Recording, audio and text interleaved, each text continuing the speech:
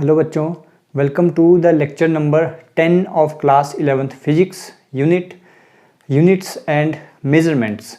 सो अभी तक हम मेजरमेंट ऑफ लेंथ में दो मेथड ऑलरेडी डिस्कस कर चुके हैं। Those methods are, the first one is, हमने दो टाइप्स पढ़े थे, डायरेक्ट इनडायरेक्ट। इनडायरेक्ट में हमने पढ़ लिया है, one is triangulation method and the second one is parallax method.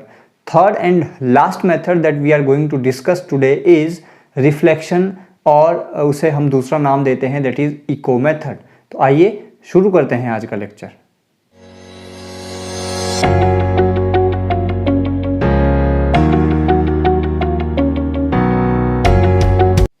तो बच्चों, third type that we are going to discuss is reflection, और इसे हम दूसरा नाम देते हैं, दैट इज इको मेथड। तो बड़े ध्यान से समझिएगा, काफ़ी इंटरेस्टिंग है। सबसे पहले रिफ्लेक्शन और इको मेथड आराम से समझते हैं होता क्या है। उससे पहले अगर यहाँ से आपसे क्वेश्चन पूछा जाता है तो क्वेश्चन किस तरह से पूछा जाएगा, क्या क्वेश्चन यहाँ से बनता है, वो मैं पहले नोट डाउन करता हूँ, फिर हम स्टेप वाइज एक एक चीज़ को समझते चलेंगे। सो क्वेश्चन जो आपसे पूछा जाएगा, दैट इज़, क्वेश्चन आपसे कुछ इस तरह से पूछा जा सकता है, डिस्कस रिफ्लेक्शन और echo method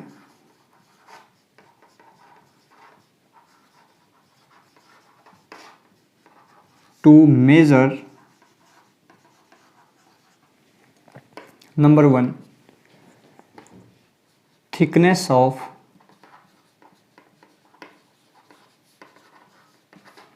meter sheet,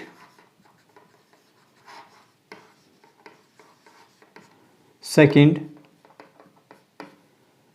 distance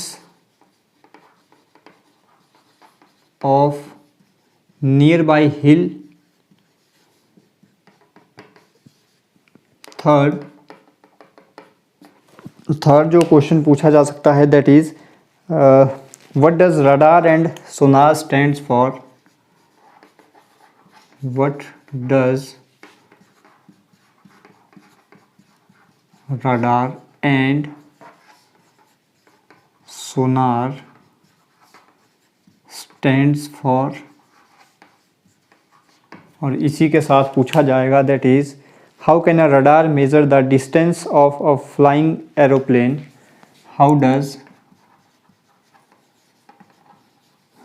radar measures the distance of flying aeroplane and sonar measures depth of sea।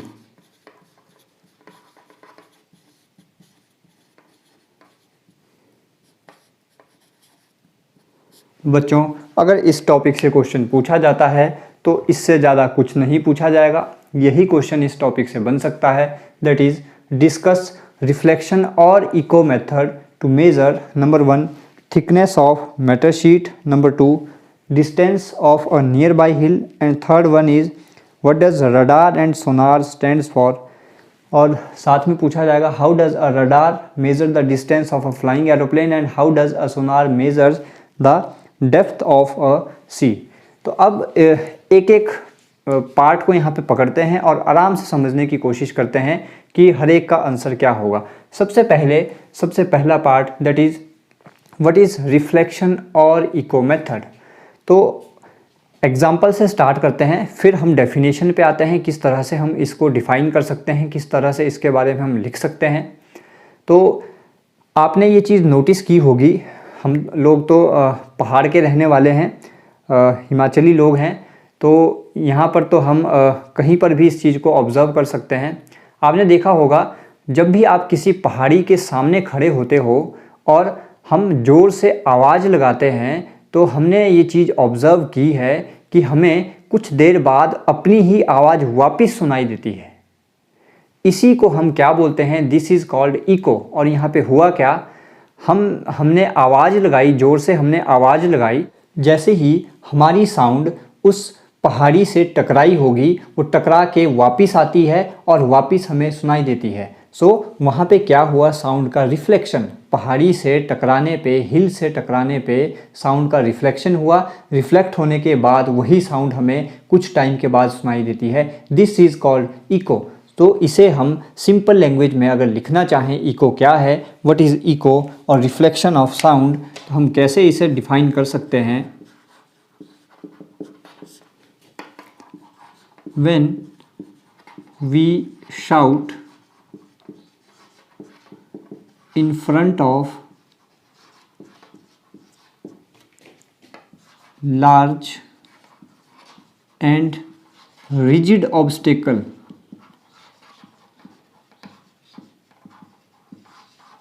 like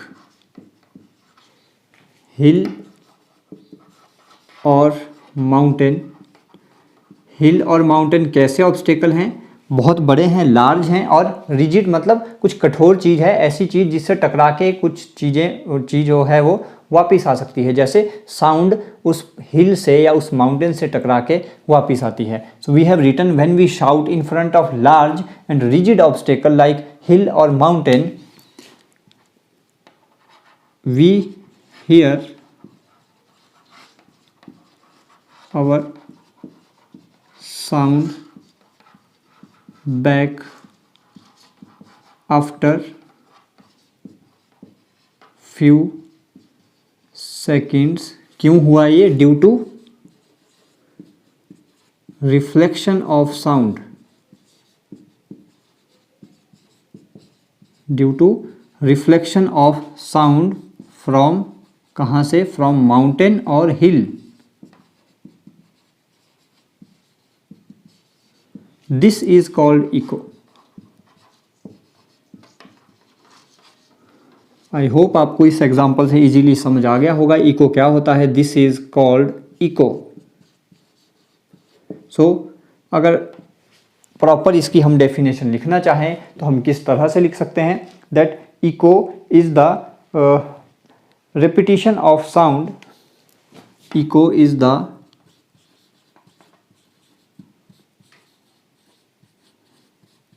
repetition of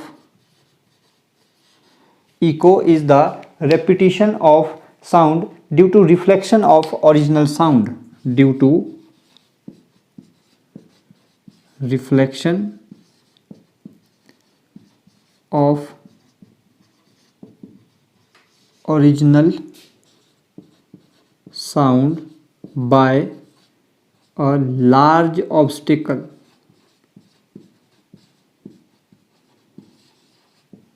so this is all about echo. Echo क्या होती है, किसी पहाड़ी के सामने अगर हम शाउट करें तो हमने ऑब्ज़र्व किया है थोड़ी देर के बाद हमें अपनी आवाज़ वापस सुनाई देती है। This phenomena is called echo. और ये कैसे हुआ, there is reflection of sound by the hill और माउंटेन और एनी अदर लार्ज, और साथ में आप लिख सकते हैं लार्ज के साथ लार्ज एंड हार्ड ऑब्स्टेकल।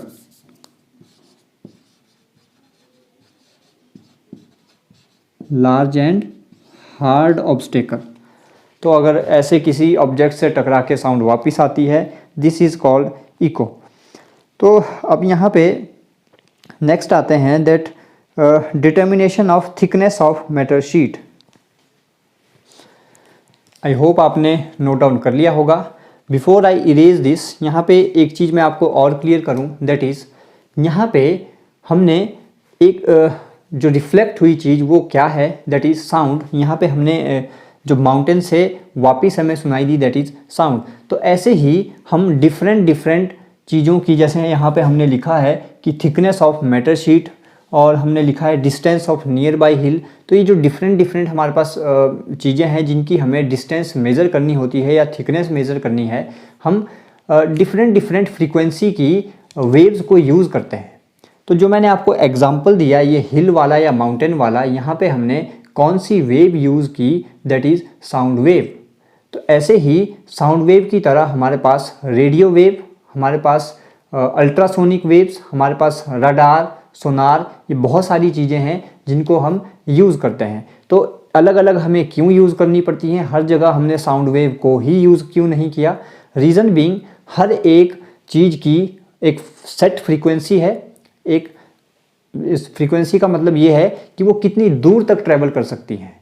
तो अगर मैं साउंड वेव की बात करूं, साउंड वेव की फ्रीक्वेंसी इतनी ज़्यादा नहीं होती, वो बहुत दूर तक ट्रैवल नहीं कर सकती। तो अगर हमें वेव्स को बहुत दूर तक भेजना है तो हमें किन्हीं और वेव्स का सहारा लेना पड़ेगा, जैसे अल्ट्रासोनिक वेव्स, या आप बोल सकते हो लाइट का हम यूज़ कर सकते हैं। Light can travel through a long distance. तो साउंड वेव एक छोटी डिस्टेंस तक ट्रैवल कर सकती है। And we know the velocity of sound, आपको पता होगा what is the velocity of sound, ये चीज़ हमें पता होनी चाहिए। Velocity of sound we take is 320 metre per second. एक सेकंड में 320 मीटर साउंड वेव जो है वो ट्रैवल कर सकती है। तो मैंने आपको यहाँ पे क्लियर कर दिया कि हम साउंड वेव भी यूज़ कर सकते हैं, अल्ट्रासोनिक वेव्स यूज़ कर सकते हैं, रेडियो वेव्स यूज़ कर सकते हैं, माइक्रोवेव्स यूज़ कर सकते हैं, एक्सरेज यूज़ कर सकते हैं। तो ऐसी डिफरेंट हमारे पास वेव्स अवेलेबल हैं। According to their frequency we can use them. तो I am erasing this part so that we can move to the determination of thickness of matter sheet. I hope आपको echo समझ आ गया होगा क्या है।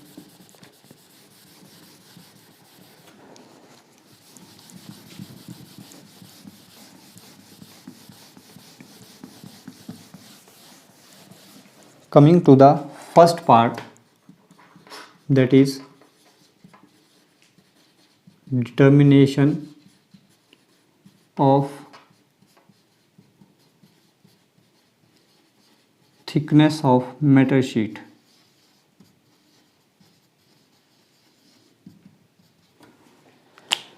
Consider कर लेते हैं एक matter sheet having thickness d।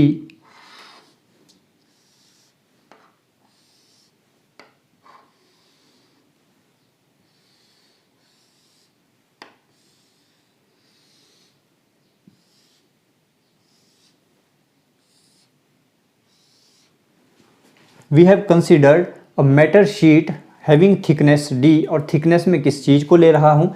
3D body है। आप कैसे समझेंगे इस चीज़ को? ये आगे वाला फेस है, ये इसका पीछे वाला फेस है। तो इन दोनों के फेस की बीच की डिस्टेंस की मैं बात कर रहा हूँ। That distance is small d। हमने क्या कंसिडर किया? Consider a matter sheet of thickness small d। अब हम क्या करते हैं, इस फेस से रेडियो वेव्स को पास करवाते हैं। जैसे ही रेडियो वेव्स पास करती हैं, ये पास करती हुई इस मैटर शीट के अंदर, और जैसे ही इस फेस से ये टकराती हैं, टकराने के बाद ये होती हैं रिफ्लेक्ट बैक, और रिफ्लेक्ट बैक होके हमें वापस इसी पॉइंट पर ये हम इनको ऑब्जर्व कर लेते हैं। सो ए पॉइंट से हमने रेडियो वेव्स को पास करवाया थ्रू मैटर शीट इस वाले फेस से रिफ्लेक्ट होने के बाद वापस इनको हम बी पॉइंट पर ऑब्जर्व कर लेते हैं। मान लेते हैं जिस टाइम पे हमने इन रेडियो वेव्स को ए पॉइंट से पास करवाया, उस टाइम पे हमने अपनी क्लॉक स्टार्ट कर दी, और जैसे ही हमने इनको वापस बी पॉइंट पर ऑब्जर्व किया, हमने अपनी क्लॉक को बंद कर दिया, और उस टाइम को मान लेते हैं let that time is t. तो हमने क्या किया यहाँ पे? Let radio waves passed from point A, and at that time we started our clock। उस टाइम पे हमने अपनी क्लॉक को स्टार्ट कर दिया। These radio waves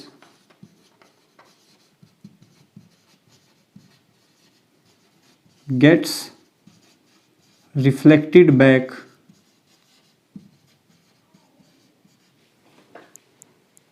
from other face of matter sheet and came back to point B and we stopped the clock at that time. उस time पे हमने अपनी क्लॉक को बंद कर दिया, स्विच ऑफ कर दिया। Let T is equal to the total time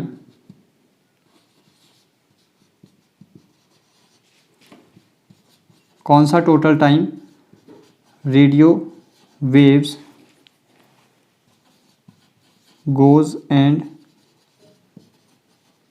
come back. Radio waves गई और वापिस आई, उस टाइम पे जो टोटल टाइम लगा उसे हमने मान लिया let this is time equal to t. हमें फाइंड करनी है distance d, so we know velocity is equal to distance upon time and from here this distance is equal to velocity into time. So velocity is, let velocity of radio wave is v and time is, हमें ये distance find करनी है d। Total time लगा a से वापस b तक आने में t, तो a से इस पॉइंट तक जाने में कितना टाइम लगा होगा, यानी t का हाफ। ए से अगर इस पॉइंट को मैं नाम दूं, इस पॉइंट को मैं नाम दूं सी, सो हम यहाँ पे लिख सकते हैं। इससे पहले अगर आप लिखना चाहें तो नीचे वाला पार्ट आपको विजिबल है। आई am erasing this part. I hope आपने ये नोट डाउन कर लिया होगा, या इस पार्ट को थोड़ा सा यहाँ पे कर लेते हैं, हमारे पास स्पेस अवेलेबल है, इसको यूटिलाइज करें। टाइम टेकन बाय, अगर मैं कंप्लीट टाइम t लिखूंगा यहाँ पे तो देखिए दिक्कत क्या आएगी। अब आप बोलेंगे सर t/2 क्यों ले रहे हैं हम टाइम? अगर बच्चों मैं t टाइम लिखता हूँ तो t टाइम क्या है? a से c गया, c से वापस b आया, वो है टोटल टाइम। पर d डिस्टेंस क्या है? a से c तक की डिस्टेंस या b से c तक की डिस्टेंस। तो a से c तक जाने में कितना टाइम लगा उस रेडियो वेव को? That is t/2, total time का half. That's why we are taking t/2। Time taken by radio wave to reach at point C is equal to t/2. Therefore this thickness d is equal to velocity into t/2.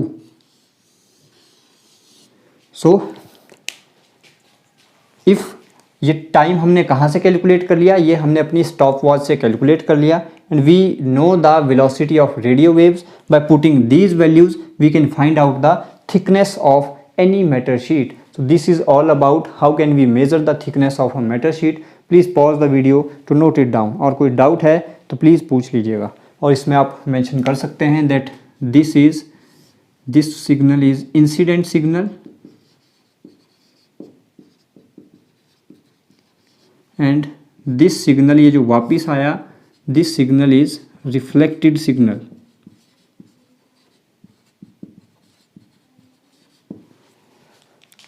Please pause the video to note it down. Determination of distance of a nearby hill.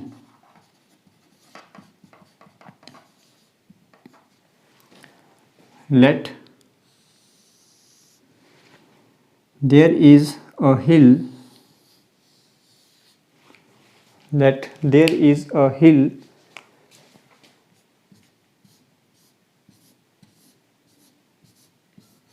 this is a hill, let there is a man at a distance d, यहाँ पे मान लेते हैं कोई आदमी है, at a distance d from hill, और ये डिस्टेंस हमें मेज़र करनी है कि इस आदमी से इस हिल की ये जो डी डिस्टेंस है ये कितनी होगी। तो ये आदमी क्या करता है, इस हिल की तरफ अपना फेस करके शाउट करता है। शाउट करने के बाद ये क्या ऑब्ज़र्व करता है, थोड़े टाइम के बाद इसे अपनी साउंड वापस सुनाई देती है, या हम बोलें इसे अपनी इको वापस सुनाई देती है। जब इसने शाउट किया, इसने अपनी स्टॉप वॉच को स्टार्ट कर दिया।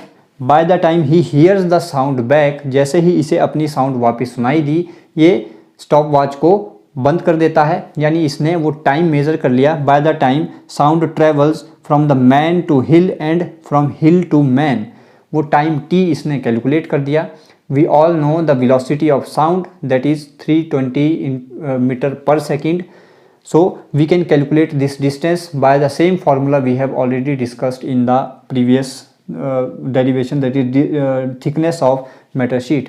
तो यहाँ पे एक क्वेश्चन आप पूछ सकते हैं कि सर यहाँ पे हमने साउंड को ही क्यों यहाँ पे यूज़ किया, हमने यहाँ पे लाइट को क्यों यूज़ नहीं किया। अगर मैं लाइट को पास करवाता और वो लाइट वापस इस हिल से रिफ्लेक्ट होकर मुझे वापस दिखाई देती, तो क्या हम उस टाइम पे डिस्टेंस ट्रैवल नहीं कर सकते थे?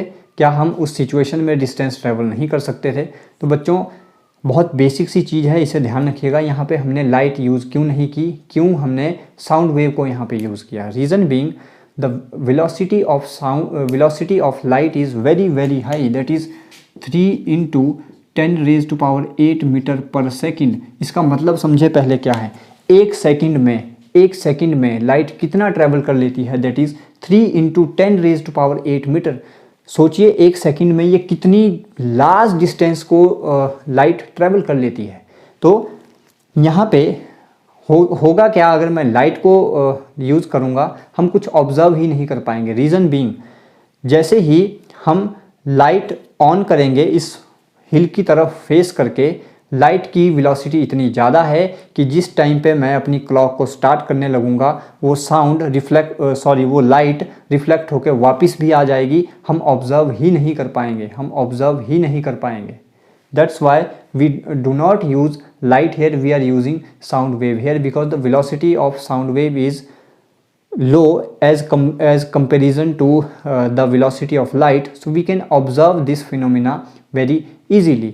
और एक चीज़ और, कहीं कहीं पर हम साउंड वेव की जगह अल्ट्रासोनिक या और वेव्स का यूज़ करते हैं। एक और रीज़न ये भी है, एक तो मैंने आपको फ्रीक्वेंसी का रीज़न बताया था कि कौन कितनी डिस्टेंस तक ट्रैवल कर सकता है, दिस इज़ वन रीज़न।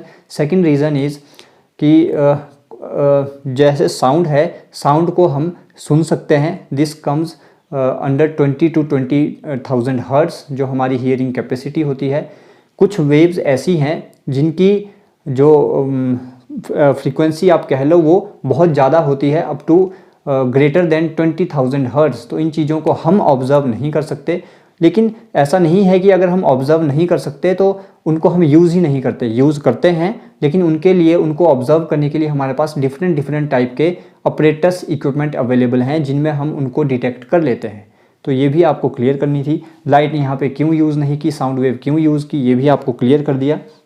अब इसके लिए हमने क्या क्या चीज़ें अज्यूम की हैं उनको आप नोट डाउन कर लें। Consider a small hill at a distance d from a man. Consider a hill at a distance d from man at point O। मान लेते हैं ये आदमी किसी O पॉइंट पर है, तो हमने माना O पॉइंट से इस हिल की डिस्टेंस है small d। let the man shouts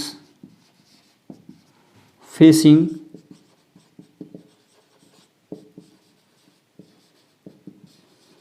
मान लेते हैं इस आदमी ने हिल की तरफ को अपना फेस किया और शाउट करना स्टार्ट कर दिया। Let he hears the echo of sound, let he hears echo of sound after time t। मान लेते हैं जैसे ही ये चिल्लाया, चिल्लाने के बाद किसी टी टाइम के बाद इसने अपनी साउंड वापस सुनी, इसने इको को वापस सुना। So what is this T? It means sound travels from a man. So यहाँ से हमें क्या पता चला? इट मीन्स साउंड कहाँ कहाँ से ट्रेवल हुई? Sound travels from man to hill. जब आदमी चिल्लाया तो साउंड ट्रेवल की from man to hill, man से हिल की तरफ, एंड देन फ्रॉम रिफ्लेक्ट होने के बाद फ्रॉम हिल टू मैन, और फिर वापिस आई हिल से आदमी की तरफ। सो टी टाइम क्या है? So this t time is equal to total time taken by sound wave to travel from man to hill and then from hill to man। तो टी टाइम क्या है? टी टाइम वो total time है जो sound wave ने लिया है to travel from man to hill and from hill to man. So time taken by sound wave, यहाँ से हम निकाल सकते हैं therefore time taken bye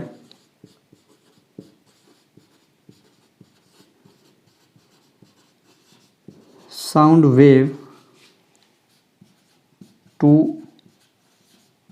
travel from man to hill. अब खुद ही बताएं ये स्मॉल टी टाइम क्या था?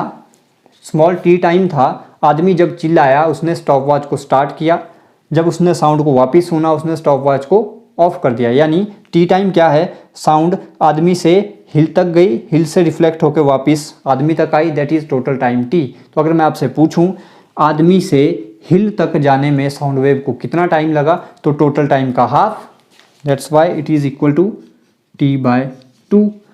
Let velocity of sound is equal to small v and we know this value 320 metre per second. सो थोड़ा सा कैमरा एडजस्ट करें।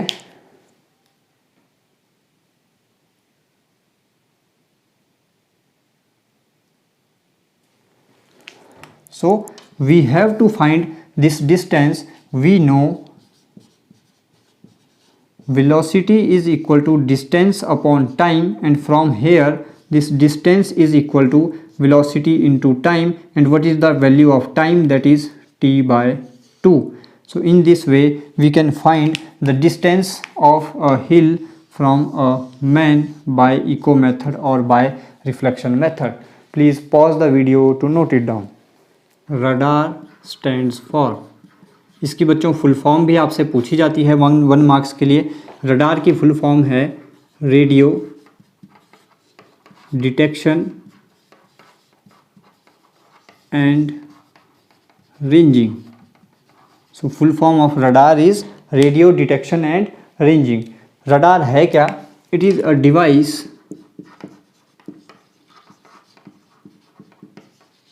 used to detect flying aeroplanes. It is a device which is used to detect flying aeroplanes in the sky and to measure in the sky and to measure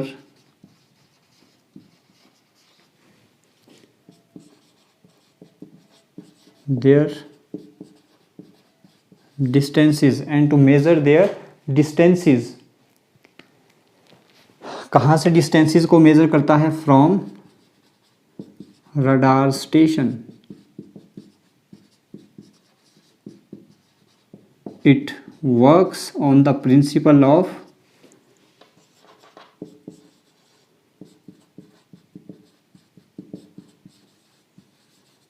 reflection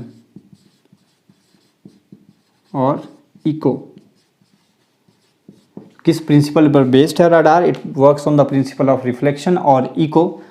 आपने सुना होगा कई बारी जब testing होती है किसी मिसाइल की या कई एरोप्लेन्स, हमने इनके बारे में सुना होता है कि ये रडार में नहीं आते, रडार इनको सेंस नहीं कर पाती। तो ये रडार क्या है? रडार एक ऐसा डिवाइस, एक ऐसा ऑपरेटर्स हमारे पास है which is use to detect flying aeroplanes. और ज़रूरी नहीं है फ्लाइंग एरोप्लेन, फ्लाइंग कोई भी ऑब्जेक्ट अगर रडार के आप जिसको बोलते हैं रेंज में आता है तो उसको भी ये सेंस कर लेता है। इसके साथ साथ ये किन किन चीज़ों को सेंस करता है कि ये उस रडार स्टेशन से कितनी डिस्टेंस पर वो एरोप्लेन व या वो ऑब्जेक्ट फ्लाई कर रहा है, कितने एंगल पर फ्लाई कर रहा है, किस डायरेक्शन में फ्लाई कर रहा है, कितनी स्पीड से फ्लाई कर रहा है, ये सारी चीज़ों को रडार सेंस कर लेता है। तो इस रडार में क्या क्या इक्विपमेंट लगे होते हैं वो इक्विपमेंट आप यहाँ पे देखें। एक लगा होता है इसमें एंटीना,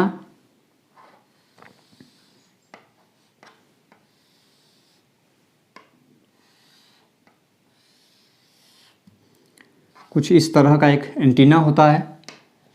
ये इस एंटीना से निकलती हैं radio waves in all direction, radio waves in all direction.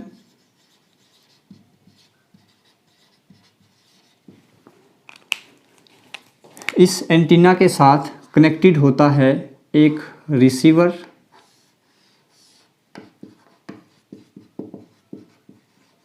और ये रिसीवर आगे फर्दर कनेक्ट होता है एक स्क्रीन के साथ, या आप बोल सकते हैं एक कंप्यूटर के साथ। तो इसी तरह का सेटअप रहता है रडार का। अब यहाँ पे मान लेते हैं कोई एरोप्लेन फ्लाई कर रहा है,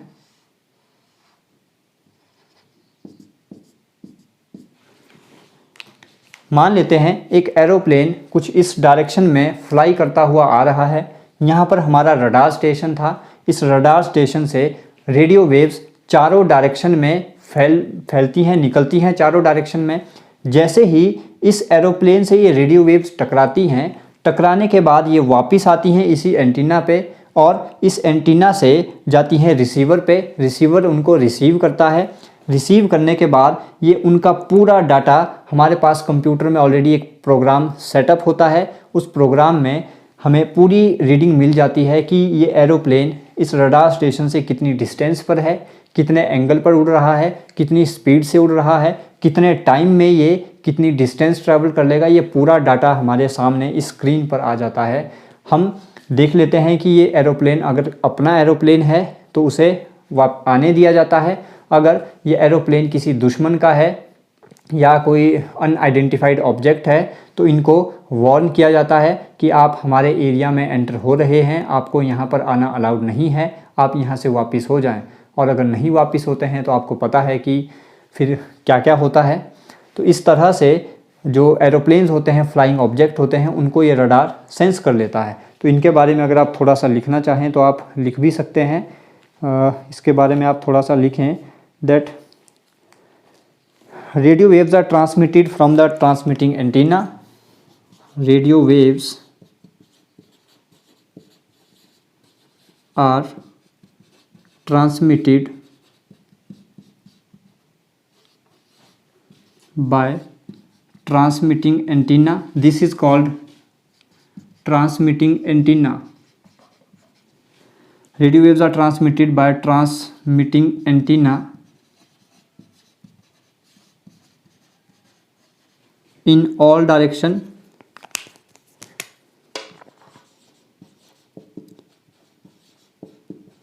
in all direction when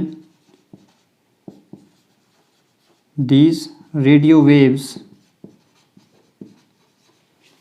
strikes with any flying object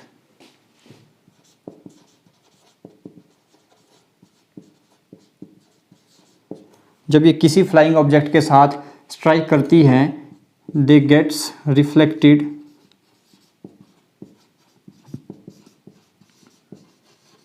and are received by receiver through transmitting antenna.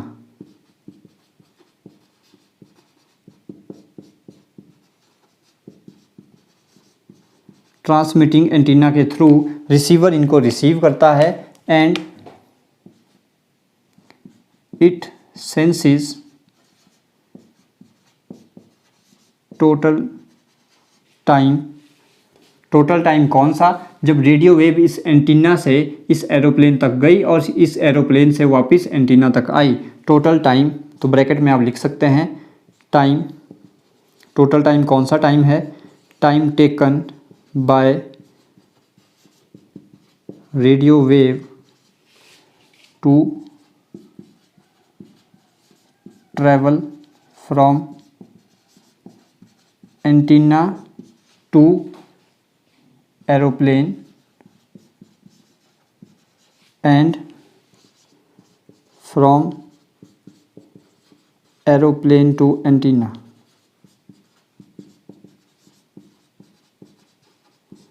Total time T calculate हो जाता है। It senses total time and हम अब डिस्टेंस फाइंड आउट कर सकते हैं। तो हम डिस्टेंस कैसे फाइंड आउट करेंगे? So this distance D will be equal to velocity into time. Velocity of radio wave is equal to the velocity of light, that is 3 into 10⁻⁸ metre per second into time. Time कौन सा time हम लेंगे? इस antenna से aeroplane तक radio wave को जाने में कितना टाइम लगा, that is t/2। So in this way we can find out the distance. और ये कोई हम कैलकुलेट नहीं करते हैं, ऑलरेडी प्रोग्राम बने होते हैं। उन प्रोग्राम में ऑलरेडी अपने आप हमारे पास स्क्रीन पे पूरा डाटा शो हो जाता है। तो इन this way radio waves detect the any flying object और you can say aeroplane. Please pause the video to note it down. Last part, that is sonar. इसकी भी फुल फॉर्म पूछी जाती है। सोनार की फुल फॉर्म है sound navigation and ranging.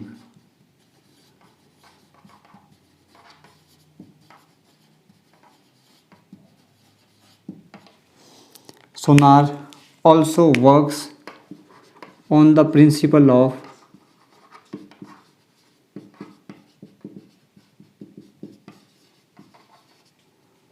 Reflection और echo. और इसमें हम क्या यूज़ करते हैं? We use is ultrasonic waves. इसमें हम कौन सी वेव्स का यूज़ करते हैं? That is ultrasonic waves. होता क्या है? Let this is sea, let this is the bottom of sea।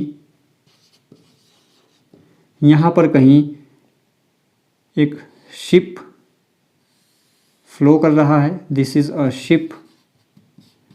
इस शिप से मान लेते हैं let the depth of sea is this D. इस शिप से अल्ट्रासोनिक वेव्स को भेजा जाता है बॉटम की तरफ, सी के बॉटम की तरफ, दिस इज बॉटम। जैसे ही ये अल्ट्रासोनिक वेव्स इस सी के बॉटम से टकराती हैं, टकराने के बाद ये वापस शिप पर आती हैं और इस शिप में हमारे पास कंप्यूटर में प्रोग्राम सेटअप होता है। स्क्रीन पर हमारे पास पूरा डाटा शो हो जाता है that what is the depth of this sea. So बिल्कुल उसी तरह है जैसे रडार था। तो इसमें हम क्या करते हैं? We send ultrasonic waves to the bottom of sea after reflecting from bottom. These waves comes back and sensed by receiver. इसमें भी एक रिसीवर होता है जो सेंस करता है, sensed by receiver. Let T is total time taken by waves to travel from ship to sea and from sea bottom to ship. So time taken by waves to travel from ship to sea bottom is equal to कितना होगा T/2। Total time लगा यहाँ से यहाँ और वापस यहाँ से यहाँ आने में T, तो यहाँ से यहाँ तक जाने में कितना टाइम लगा होगा, that is T/2। So depth of sea that is D will be equal to velocity, that V is the velocity of ultrasonic waves and time is T/2. So in this way we can calculate the depth of sea. This is all about sonar. Please pause the video to note it down. Next एक छोटा सा part आपको और बता देता हूँ, that is एक चीज़ हमसे और पूछी जाती है कि व्हाट इज़ लेज़र। लेज़र क्या है, इसकी फुल फॉर्म क्या होती है एंड इसका हम यूज़ कहाँ पे करते हैं। आई होप आपको ये जो हमने आज पढ़ा समझ आ गया होगा। कुछ ज़्यादा यहाँ पे इमेजिनेशन नहीं था, आसान सा पार्ट था, एक छोटी सी चीज़ दैट इज़ लेज़र। इसकी भी फुल फॉर्म हमारे से पूछ ली जाती है।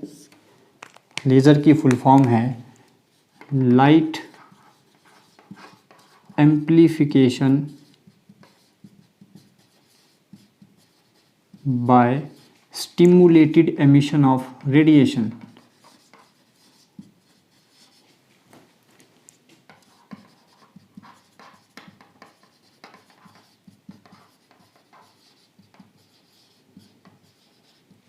यूज़ हम कहाँ पे कर लेते हैं लेज़र का, so we can use laser to measure the distance of moon, can be used to measure distance of moon from earth. अच्छा, लेज़र की ख़ास बातें कुछ, लेज़र की ख़ास बातें क्या हैं। लेज़र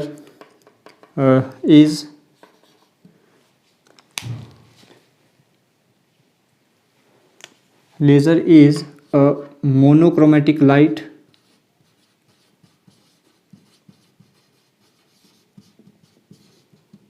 मोनोक्रोमेटिक लाइट का मतलब होता है it has only single wavelength, एक ही वेवलेंथ होती है।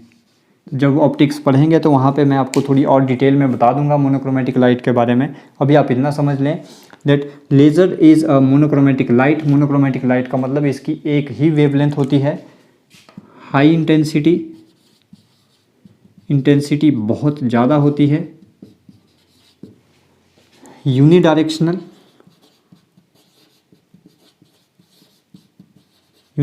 का मतलब क्या है, travels in only one direction.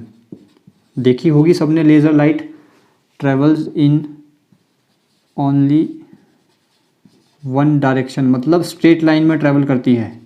या आप साथ में लिख सकते हैं डू नॉट स्कैटर, स्कैटर नहीं होती है, ट्रेवल्स इन स्ट्रेट लाइन। ये कुछ खास बातें हैं लेज़र लाइट के बारे में, लेज़र बीम के बारे में। अब इससे हम मून की डिस्टेंस अर्थ से कैसे मेज़र कर सकते हैं। एक लेज़र को लिया जाता है और मून की तरफ लेज़र लाइट को भेजा जाता है। अब आप सब बोलेंगे कि सर लेज़र लाइट इतनी लंबी डिस्टेंस कैसे ट्रैवल कर लेगी। तो बेटा जो आपने लेज़र लाइट देखी होगी वो बहुत छोटी सी लेज़र लाइट है। उसमें भी आप देखते होंगे रूम के एक कोने से दूसरे कोने तक वो लाइट भी पहुंच जाती है, एक बीम आपको दूसरे कोने पे दिख जाता है। हम एक बड़ी लेज़र लाइट यूज़ करते हैं जिसकी इंटेंसिटी बहुत ज़्यादा होगी। उस लेज़र लाइट को भेजा जाता है मून की तरफ, वो लेज़र लाइट रिफ्लेक्ट होकर वापस आती है। फिर वही तरीका टोटल टाइम लगा होगा t, और लेज़र लाइट की वेलोसिटी कितनी होगी, that is velocity of light, that is 3 × 10⁸ metre per second. तो वो डिस्टेंस कितनी हो जाएगी, that is velocity into time. So velocity is c, जिसे हम स्पीड ऑफ लाइट को c से डिनोट करते हैं, 3 × 10⁸ metre per second into time. Time कितना लगा लेज़र लाइट को अर्थ से मून तक पहुंचने में, दैट इज़ t/2। तो इस तरह से हम अर्थ से मून की डिस्टेंस फाइंड आउट कर सकते हैं using laser beam. So this is all about the direct and indirect methods. इस चैप्टर में जो कुछ और छोटी छोटी चीज़ें बची होंगी वो मैं आपको डिक्टेट कर दूंगा। आपके खुद के पढ़ने की चीज़ें हैं, उनको पढ़ लीजिएगा, अपने नोट्स प्रिपेयर कर लीजिएगा। किसी को किसी चीज़ में दिक्कत होगी तो प्लीज़ पूछ लीजिएगा, उसके लिए फिर हम अलग से एक वीडियो पार्ट रख लेंगे। और बच्चों अपने नोट्स अच्छे से प्रिपेयर कीजिए, सारी चीज़ें बोर्ड पे आपके सामने लिखी हैं, कुछ भी मिस मत कीजिए, सो दैट जब भी आप बोर्ड में एग्ज़ाम दें तो आपको सारे पॉइंट्स बिल्कुल क्लियर हों। प्लस कुछ बेसिक चीज़ें बताई जाती हैं जो आपके नीट या जेईई जैसे एग्ज़ाम के लिए इम्पॉर्टेंट होती हैं, उनको अपने पास की पॉइंट के रूप में कहीं अलग से कॉपी या डायरी आप यूज़ करते हैं तो वहाँ पे नोट डाउन कर कीजिए। So this is all about today. So घरों में रहिए, सुरक्षित रहिए। Thank you so much.